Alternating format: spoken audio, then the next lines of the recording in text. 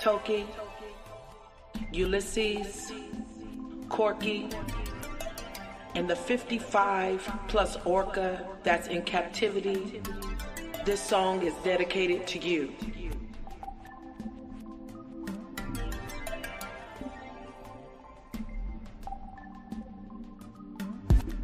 Out on the ocean swimming free, it's where I'm supposed to be. Not living my life in captivity. That kind of life is not for me. Take me home, where I belong, out on the deep blue sea, swimming up to 100 miles a day with my family. Take me home.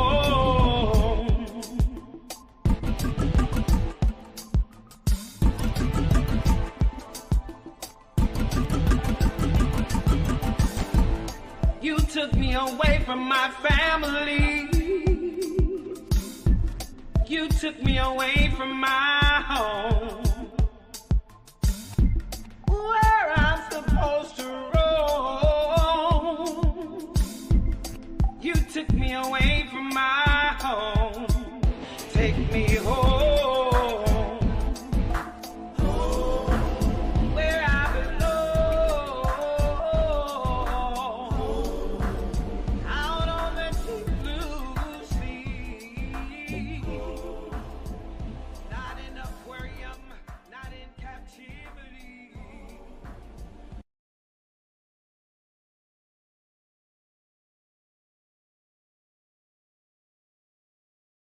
And there are way too many buttons for me to press. Okay, hold on. I should have thought about that before doing that this way. Hi, everyone. Welcome to TokiTV. Hey, team. Happy Sunday to all of you. Take this banner off. All right, let's check in. Deb Cruz, how are you? Hanging in there. Right on. Casey and Stephanie?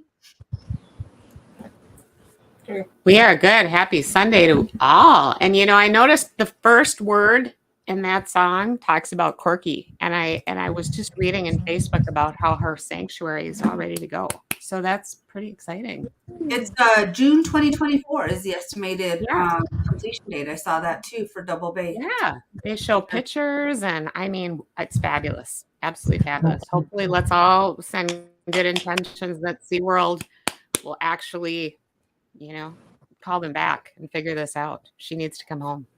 Yeah. Good job. Shout out to Michael Reppy for all the work that they're doing out there. For sure. Maybe we can get him to come back on. He was on last year. Yeah. I think that would be awesome. Deborah, how are you? I'm really, really good. I'm tired. I was in Coopville playing with magic and dancing under that beautiful pink hunter moon last night. But really happy to be here with family and friends today, even though I'm tired. Hi. How are you? Oh, good, thanks. How's everybody? Glad to be here. Glad to have you here. Hope to hear your birdie in the background in a little while. You will. Hey, Alejandro, how are you? Hanging in there. I miss you, Alejandro. Why? I don't Why? I don't know why, but I do. I miss you. It's something on the air, right? No, I'm working 12 hours a day. I disconnected from from everything, you know? I know. Finish every day 9:30. I leave my house 9:30 in the morning, and I come back sometime 10 p.m. So it's, you know, it is what it is, but always I'm thinking of the whales, and this is the good news about Corky. I hope SeaWorld do the right thing and let her go back home, you know, but to the sanctuary. I hope we can make this dream true, you know? Thanks, Alejandro. Maybe that's why I miss you, because you're always working. Yeah, that's a problem. Alma, how are you? Hi, I'm good. Glad to see everybody. Stephanie, you're right. That was the best news I've heard in a while. And seeing that, you know, aerial shot of the location looks like quite a nice setup. I hope it all works out for Corky. Everybody keep their fingers crossed. Good intentions. Yeah. Let's get that out Yeah. there. Yeah. Good to see everyone. Manifest those intentions. Yeah. Christina, how are you? Yeah, I'm good. Happy full moon. Happy Halloween. Good time to put out those good intentions. So everybody do that. And I love seeing all you beautiful souls here on the screen. And I love all of you people out there joining us because we're going to be talking about Toki's legacy today. And I'm excited to hear what our jobs are. Awesome. Well, Yeah. speaking of Toki's legacy, we can't have this conversation without Professor Howard, because Howard is a huge part of the history and the, talk about past, present, and future, and just really no one better to frame this for us than you, Howard. So Howard, check in with you, see how you're doing, and then we'll get going.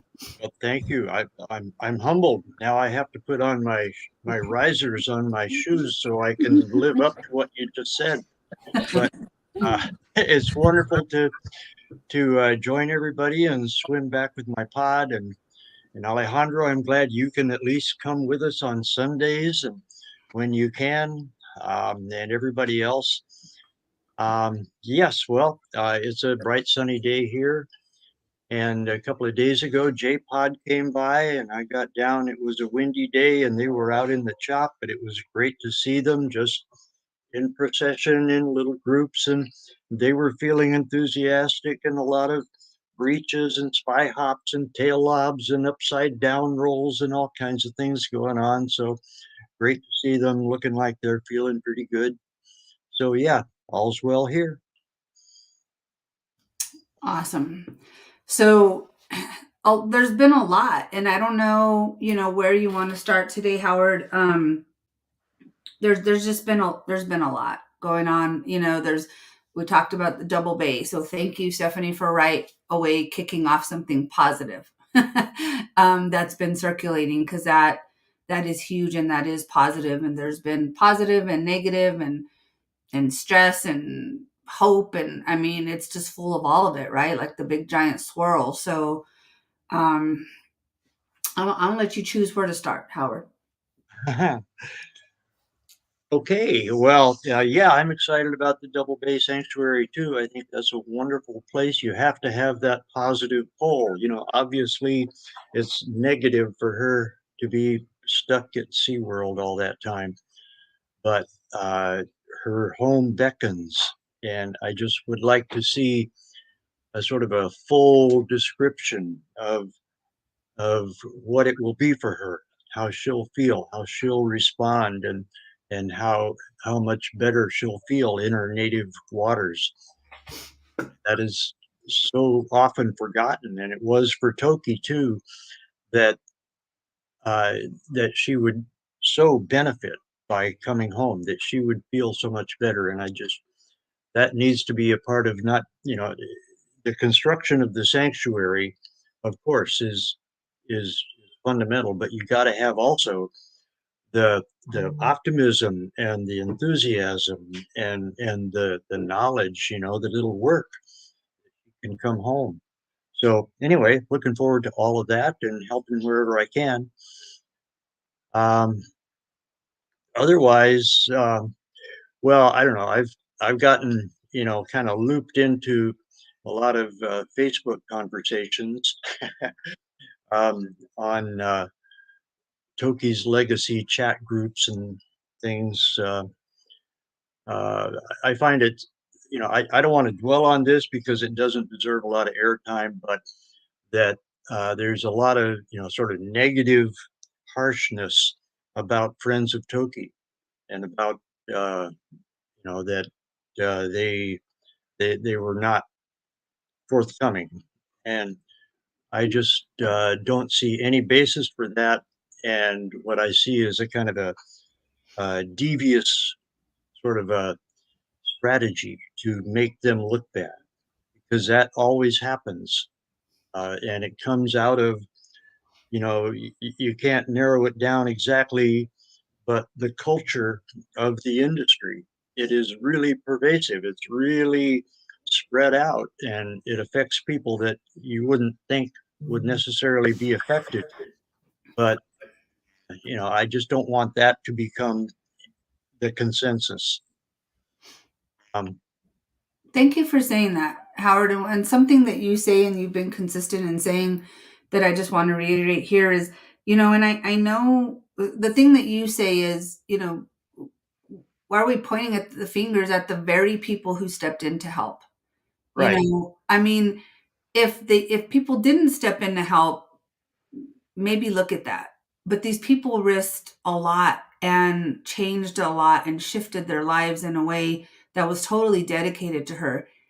And because they were in the front, it's a target for people's anger, but it's ridiculous to me. And and I just want to reiterate that, like, these people, they did a lot. They changed they helped the water be better. They did, all this stuff. And yes, the water looked green. Yes, like, nobody's saying that that's not true, but these people were actually doing something when no one else was. And so you're right. It doesn't, people are going to be mad at who they're going to be mad at. But it really doesn't serve to like, who else is going to want to step up? You know what I mean? If this is kind of the outcome of that, it's crazy. Yeah, and there's also been a kind of a vacuum of information about how Toki was for the 6 months before August 18. Really, August 15 is when she really started to show some signs of discomfort and lack of appetite. But right up until then, and it's really not known very well. I mean, you posted the videos on Friends of Toki. They were posted right there that showed that she was doing great. And it wasn't just those; it was a lot of other, incidental conversations. And of course, I can't name names because of non-disclosure agreements and all the sort of the culture of secrecy. But really, all the signs were positive, and they were more, behavioral. Yeah, the blood work and the parameters of veterinarians' reports, they showed gradual improvement. Still some, sort of chronic problems at pulmonary infection and fungal issues apparently, but those were not well defined, and they were, gradually improving. But it was mainly her behavior, which just because of all the secrecy wasn't allowed to be told. But she was so gregarious and so interactive and active, just energetic, just exercising on her own, just feeling good, feeling athletic, going out for a jog, But I mean, she's only had 80 feet by, if you go around the work island, maybe 50 feet, to work out in, but she did it, and she was able to really work hard and generate huge waves, and all of that, indicated that she was really looking good. So when people were saying that, they were being totally sincere. That was really the case. That's how it looked to everybody. Louis Aguirre got in for one day and walked beside the pool with Eduardo, and he said, she's just looking fantastic. I mean, he was just over the moon with how great she was looking. And I mean, it was a tribute to her. It's all a tribute to her. That's kind of her legacy. But I just don't want that to be left out of the conversation, that she was, behaving like she was really feeling good. I think she was responding not only to the improved conditions, the water quality, the chilled water, the better food, the better, care in those sense, but also the attitude, just the love and affection that were given to her by the people that were able to come in in the starting. I mean, I don't know the dates exactly, but the spring of 2023, maybe earlier, maybe a little later, but the new people that were able to come in and spend quality time with her really, I think, upped her spirits. And when Raynell and Shirley Bob came and were able to sing and drum and talk to her and relate to her, she feels that. She felt that, I'm sure. And that raised her spirits and her whole attitude, and that has health benefits. So all of that was happening. And I don't know what happened starting August 15. There are clues in the necropsy summary that we got, and maybe that all added up and accumulated. There is one part of that that I just looked at the other day that is called the adrenal cortical atrophy, severe, it says. Well, that didn't mean much to me until I, started to read about it, but that is like your response to stress, response to any whatever, danger or just stress of any kind. And she has lived 53 years in a stressful situation, and it maybe just wore out her adrenaline response. We all have an adrenaline hormonal response to any kind of stress event, and maybe hers was just kind of worn out. So when she began to have other complications, maybe it was renal, maybe it was something else. It's not really clear at all, but maybe that just accumulated. I mean, I need to learn more. But what I would also like to see was who else was involved in the necropsy. I mean, I don't know, what happened. It was only signed by Judy St. Ledger, DVM, and career veterinarian pathologist with SeaWorld.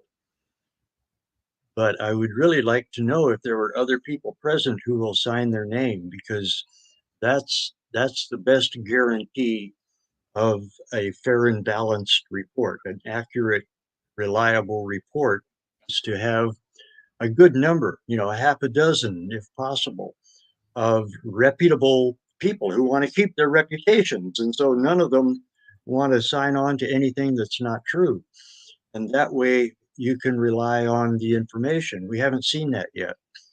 So hopefully there will be a more complete report, and it'll be signed by a lot of people, because there are still some unanswered questions. I don't know what happened. Yeah. But I just really want to emphasize that she was looking so good for many, many months in the spring and summer of 2023. She was really looking great, and nobody was trying to, pull the wool over anyone's eyes or kid anyone, or it wasn't any PR stunt. That seems to be a catchphrase that's out there. No, there was no PR stunt there. That was absolutely genuine and sincere. They wanted her return home, and they were doing everything they could to make it happen, and it sure looked close. Okay, well, let's see. I've covered that subject. Where shall we go from here? Well, I think a good place to go would be, where do we go from here? And we talk about Toki's legacy, and that covers so much. So I'm going to let you, Howard, I don't know if you want to read what you wrote or how you want to do this, but I'll try. Okay, let's do it. I got a little carried away, possible, because I want to cover a lot in this, and this is still a work in progress, and there's still a sort of unofficial group of advisors and anyone else who has suggestions. So look at this as a draft, and it kind of reads like a legal document because I wanted it to have fairly precise language. So to say what is Toki's legacy. I mean, that's a huge, huge area. I mean, she affected so many so deeply, and the more you try to understand or look into her life, the more profound and amazing it is. So anyway, okay, so I wrote this out as to define Toki's legacy. Toki's legacy guides us to respect and honor Toki's courageous spirit, her keen intelligence, her engaging personality, and her gentle nature, as shown by her willingness to build trusting, insightful, and playful friendships with her human companions while enduring over 5 decades of extreme sensory deprivation, repetitive circus routines, and complete isolation from her mother, her family, and her community, and the rich and bountiful natural environment that she was born and raised in.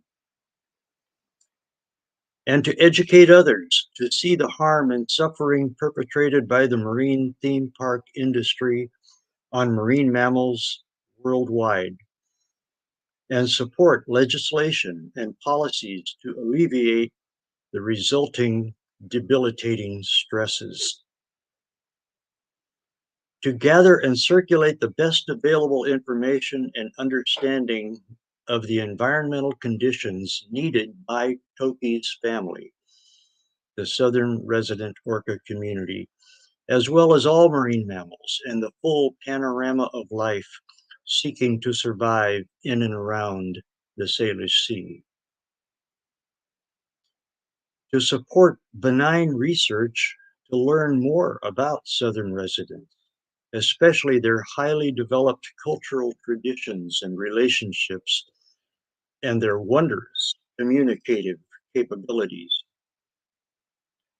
And to advocate to generate awareness and foster actions to reinvigorate and protect the whale's natural world, in particular the southern residents' need for clean, healthy water undisturbed by anthropogenic toxins and noises, and especially focused on protecting and nurturing naturally spawning Chinook and other salmon populations.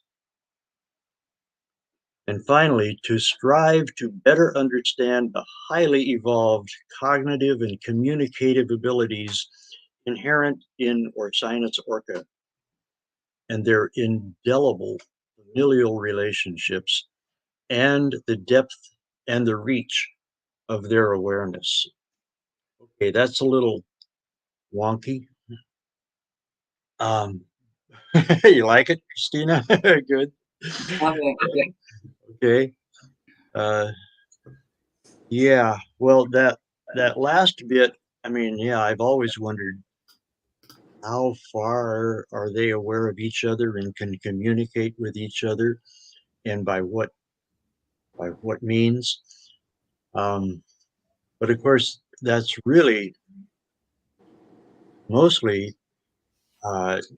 spurred on by what happened, August 17th and 18th and 19th, when her family came in as she was in her deathbed, essentially, as she was struggling and not making it, not able to eat and not really able to breathe, and finally not even able to hold herself upright. They appeared. They came to her backyard, to where she was born and raised, to the very heart of her home and habitat, her neighborhood. They came there and they stayed, and all of that is completely unusual because they're out in the Pacific now. That's where they've been. At least K&L pods and J pod comes in now and then for a few days. They just did for a few days, and I hope they'll come back. The K&L pods have stayed out on the Pacific shelf always. really pretty much year round. I mean, they come in now and then. And it's mainly been for special occasions, births. But they came in that day, the 17th, and they were not there for food. They weren't there for in any of the usual ways. They weren't traveling. They weren't just socializing. It wasn't. You get a feel of the mood that they're in by their actions, by how they're reaching or lobtailing, and how they're kind of rolling around on each other, and their vocalizations, and it all kind of adds up to a big festival, big party when they're having a good time. That was not it. That's not what they were doing. They were silent most of the time, and they were acting in ways that I can only say were bizarre, just really strange actions, and Well, you know what, Howard? There was a story about Granny when she passed away that I actually just learned this summer when I was taking a course at the Well Museum. Anyways, yeah, I would like to hear and that. they were acting exactly like that when, like, the last time they saw Granny. Like, they were doing all that weird stuff that you just described. Like, they weren't eating, they weren't seaweed massaging or kelp massage, whatever. And that was the last time that anyone ever saw Granny. And so it's like, how it's the same. It's just the same, because they know. I know they know, and that story is almost identical when it was told to me. Yeah. Yeah. It felt like more just emotional outpouring of grief, really, more than ritual or ceremony. It just you could feel the emotion just from the webcam video. I mean, that's all I could see, but I could see that they were disturbed. They were not feeling good. I could tell, and that just raises all kinds of issues. I mean, how would they know? I mean, the rational scientist in me wants to find a physical explanation for that, and I can't. I don't know how they would know, but it sure felt like they did. I think that needs to be looked into, and of course, like you say, that there are other cases, other what would we call them, anecdotes, that describe the same kind of thing. So it's not just a one-off, but it was the most dramatic that I have seen of that response. So her ties to her family were much more powerful and daily. I mean, just constant than I think we could.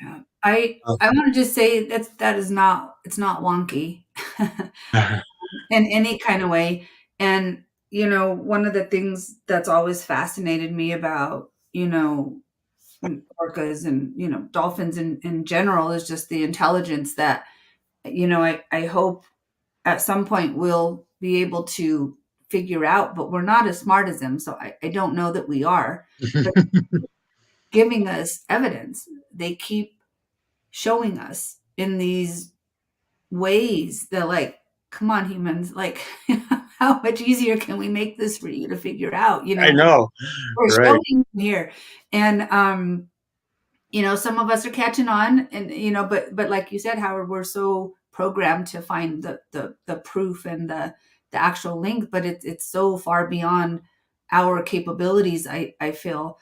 And it's not, they didn't just gather, they gathered us. And I've said this before. They did that in her backyard. They did that right in front of the cameras. They did that right close to shore.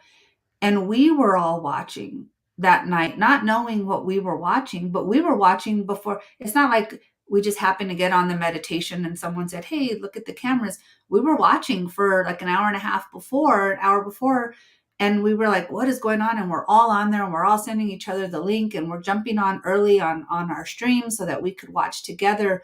We were with them as part of her family. And it's amazing. And you're right, that absolutely needs to, I'm going to put it up one more time. Strive to better understand the highly evolved cognitive and communicative abilities inherent in the orcas, their indelible familial relationships, and the depth and the reach. Depth and reach, talk about reach, right? Yeah. Their awareness. You can't get further across the United States in something happening, and they knew it. They knew it. Yeah. I think that opens up a whole new scientific field. Well, it's not new necessarily, but it's certainly an area that has to be looked at. How can they do that? You know, we can look at their brain anatomy, and yeah, they've got special lobes for that. You know, but how does that happen? And what else do they know? How much do they know about us? You know, how well can they read our emotions and attitudes? And you know, I think quite a bit. Maybe they're the teachers, you know, maybe they are the teachers and we are the student. Well, maybe they can make us smarter. If we try to figure them out.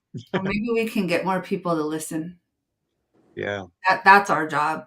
You know, that's Toki's legacy right there. I want to encourage people when this gets posted, and I took little blips and I was putting up, Howard, as you were talking, but when this gets posted, I encourage everyone to read it, because when Howard sent it to me, I read it, and then I read it slower, and then I read it even more slower. And then I read it, and then this might talk about wonky, right? And then I read each paragraph and I looked at myself in the mirror, like telling myself out loud, right? This is what you do now. And I read it again slowly. And I looked in the mirror just to tell myself, this is kind of the new, because we've all been so lost, Howard, in what's next. So I encourage everyone to do that. And I encourage everyone to read it slowly. And if you don't want to, that's okay, but read the first word in each paragraph. And I'll put those up because just in each paragraph, these are broken down into the paragraphs, but respect and honor, educate, support, advocate, and strive. We can make it just a little bit longer if you want, but respect and honor Toki's courageous spirit, educate others, support research, advocate to generate awareness, and strive to better understand. That is beautiful. That is beautiful. And I just kind of want to get, because you wrote it, and then I've spent a lot of time reading it up until now, but I want to see what other people's reaction is to hearing you read this. So, Ma, can I check in with you? Wow, it's just perfect. Just perfect words. It just covers everything that we need to do, you know.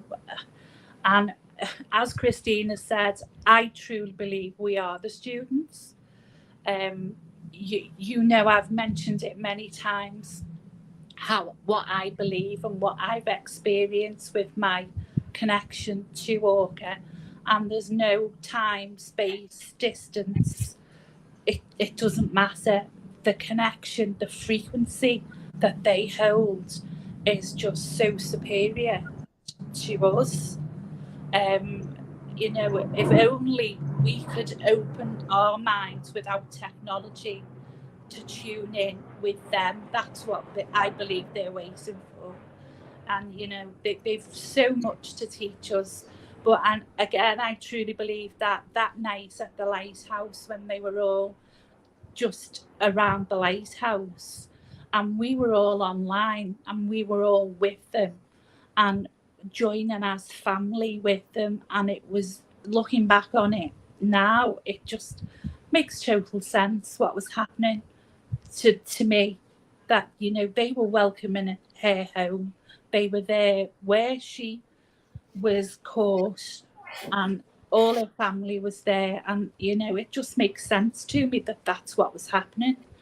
And I have to say that I'm not going to say how or who, but on August 16th at 8 o'clock in the evening, I saw Toki physically, and she was the best I've ever seen her.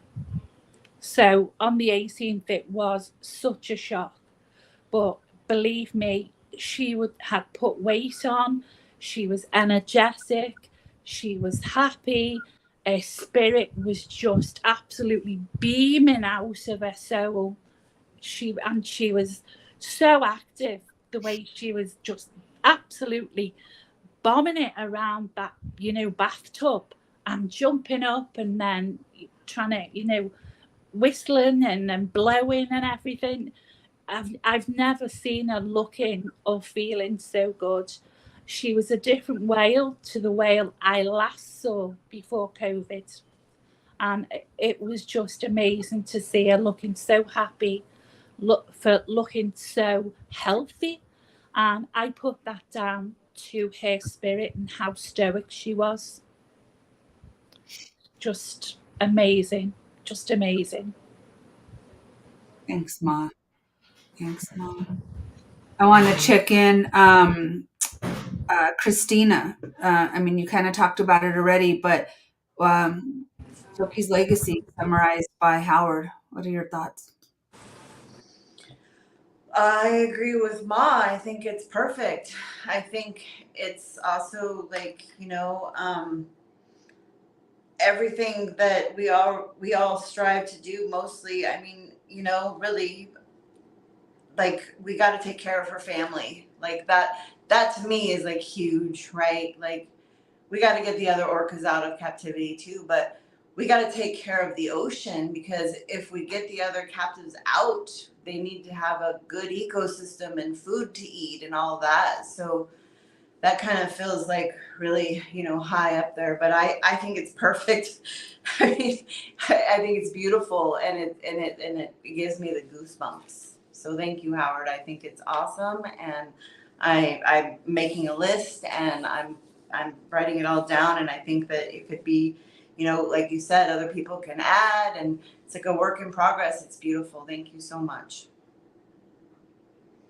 It's gorgeous. And someone saying on there, calling for a new t-shirt design, Casey. What the words you see on the screen there: respect and honor Toki's courageous spirit, because it's her legacy, right? It should say that at the beginning. Educate others, support research, advocate to generate awareness, and strive to better understand. I kind of feel like this is our new vision. Well, it is our new vision and mission of the show as well. So we'll continue to do that. Alma, any thoughts? Yeah, I just think these are the perfect phases of almost what, you know, our phases of grief have shown us. And Howard, it's absolutely perfect outline for the future and Toki's legacy. I think I've touched upon all of these things. I'm ready to show some films here in Key West to educate others. I hope that you can all recommend some. We've reached out to the Covenant of the Salmon People to show that film here, which I think is a huge push for awareness. I love, Howard, that you mentioned that it's a whole new science to understand what the orcas are doing in these periods of mourning and births, that how their behavior changes so much. And kind of anecdotally, what I keep seeing every time I envision that behavior at Lime Kiln on those days where Toki was suffering, and moving to the other side, I kept seeing the only way I could describe it after spending, 20 years with wild dolphins was they were acting like captive animals.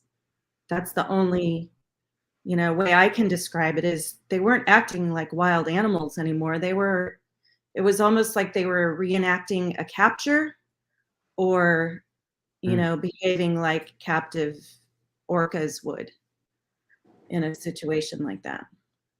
But striving to understand is huge for me. And, they tell us, they show us, we just need to interpret it the right way and educate others. So yes, it's such a inspirational way to put it all together, Howard. So thank you for the clarity. Alejandro? I don't want to say too much because just Howard said everything, said all about this. And it's incredible how the orcas are connected. I think this connection is a perfect connection for the rest of their lives. They are connected the whole life. I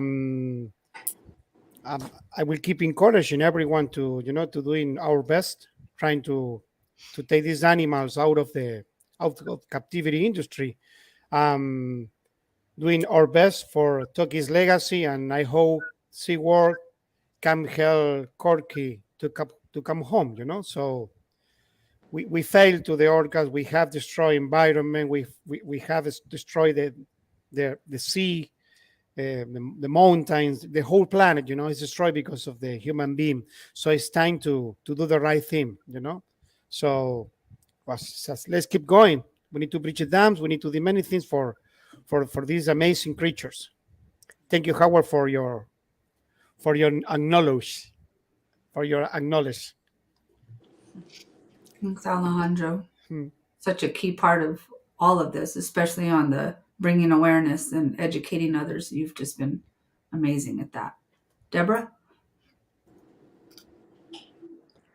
Hi, you guys. I'm just going to parrot what everybody says and send a Haishka out to Sk'aliCh'elh-tenaut's for choosing you, Howard, and bringing you as like a center part of this human pod, and for your knowledge from, your life's journey, that you're able to put these feelings and spiritual marching orders into words that humans can maybe start to understand. And you're not wonky. You're in wonky land here, brother. So, and I just, orcas and dolphins, they are a mystery that I don't know that humans will ever really understand. They're a mystery of love and compassion. So my thought is, let's just listen with our hearts. Maybe we can't hear it with our heads. Maybe just listen with our hearts. And then eventually when we make this connection between heart and mind, maybe we'll have an inkling of what it's like to be an orca. But I love you guys, and I love you so much, Howard. I love you. And I so agree with you. So many people are trying to, decipher the language of orcas.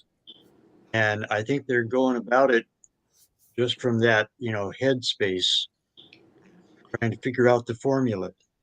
And I think you have the right order of listen with your heart. And when you begin to feel and empathize and understand in a deeper sense, you can start to hear the sounds and know the meanings.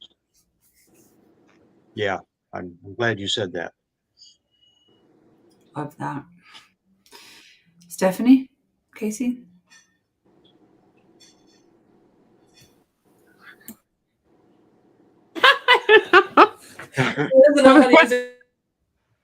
Apparently not. No, I agree with everything you said. And one of the things I wanted to say too was I think that in Toki's last few days, she was, when people when people are going to pass away, they oftentimes have this lucid time where you see them and nothing's wrong, right? And then they pass away.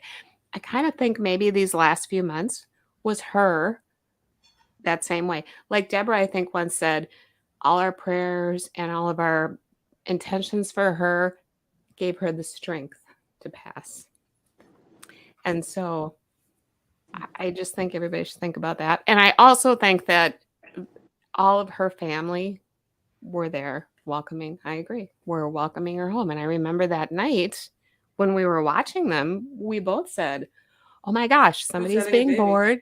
Yeah, because we thought that I think there were a couple that were expecting at that time. I don't know if they still are. Howard, you would know more than we do. But, somebody's having a baby, somebody's passing away. What's going on? And then unfortunately, it was Toki. So, yeah. And wow, love and compassion. Let's listen with our hearts. Good intentions. Let's help her family. Let's help Corky come home. Let's, send out a few prayers to Sk'aliCh'elh because he's really bad too. So thank you, Howard. Thanks. Deb Cruz.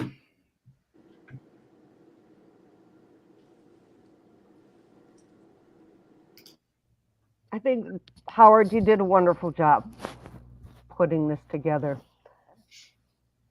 I think I would add one thing, and it kind of pulls from what Deborah was saying, because when I was sitting here thinking about it, I was thinking love.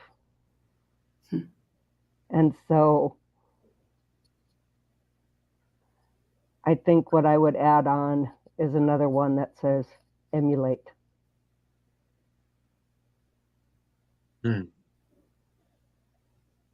Nice. Because they have demonstrated so much more of what we call humanity than what we ever have. Mm-hmm. Love that. Yeah, thank you. I get that. Thanks, Deb Cruz. Go ahead, Alejandro. Yeah.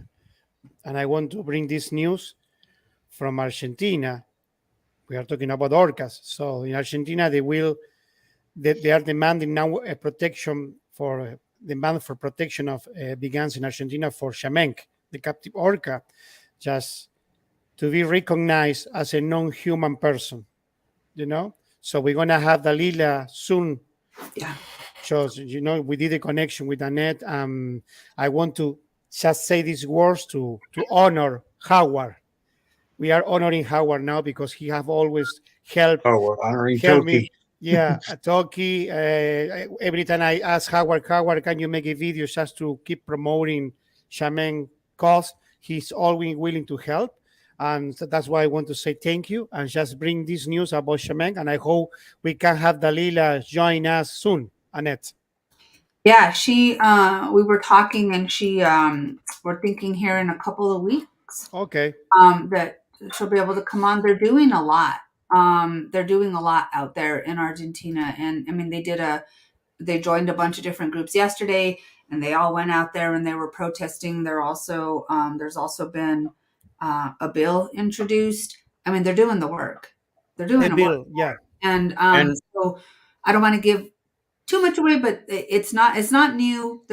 It's new to a lot of people, and so there's a lot of people just like they did with Toki. There's a lot of people jumping on now, like they are there being the ones to do all these people have been doing the work. They've been doing the background. They've been putting all this stuff together. And so hopefully they can come on soon and let us know how we can support from here.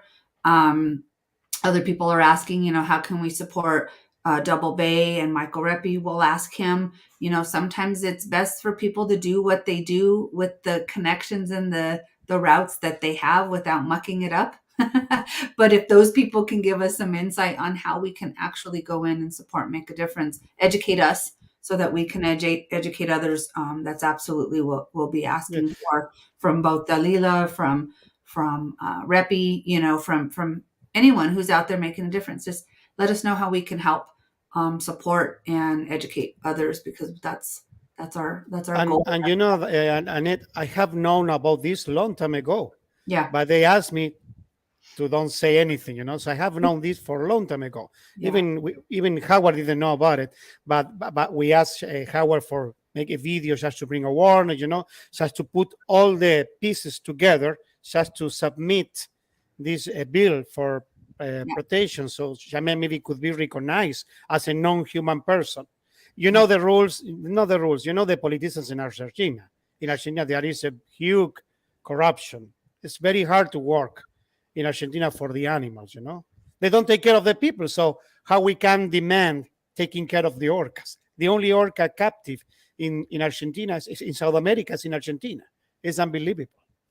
But anyway, let's pray for Charmaine and cross fingers, and soon we're going to have more information when Dalila join us.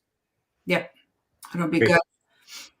And we're working on that here too. We've had Chris Kevorkian here on Toki TV, and she and Earth Law Center and Elizabeth Dunn and Deborah Ellers. There's a whole lot of people working on creating a sort of a statewide referendum to honor the inherent rights of the southern resident orcas to, you know, essentially, I forget the words, but, you know, life, liberty, and the pursuit of happiness, you know, that they deserve to live here, you know, in peace and in a healthy environment.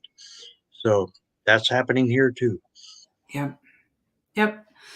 There's a lot happening, and we'll continue to bring you guys the information, and you know, in bits. A lot of people are asking, you know, for the education piece. Alma, thank you for doing the videos. Other people are saying, what movies can we show? What movies can we show in the schools? So I think we will get a nice little list together for everyone, and we will include that Sunday on Toki TV, so that we can compile a good list of movies and you know, documentaries. So if anyone has any that you just think absolutely should be shown, send me a message on Messenger, and we'll get that included so we can compile a good list for everyone. I think that's important, and you know, bite-sized videos included, right? Like little things that we can all share. You know, social media. You know, the shorter people's attention spans, they don't watch anything, you know, too long. So even little bits and pieces, but we can show trailers that could introduce some of these films that can be out there to make a difference. So we'll include that next week. Dee Jones is going to come on with us next week. She's doing a big event this weekend, so she wasn't able to come. We keep asking. And she's so sweet. We had a great conversation yesterday. We were all kind of calling her out live on Thursday, like, come on the show.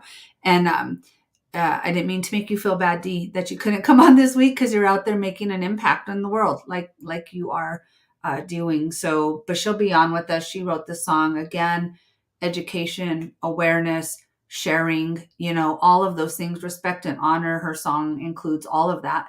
And so musicians are out there making a difference. We're going to keep bringing you guys on just to acknowledge you. Howard, is Susan there by chance? Is there any way she can? Oh, she's in the room. She's kind of preoccupied, but okay.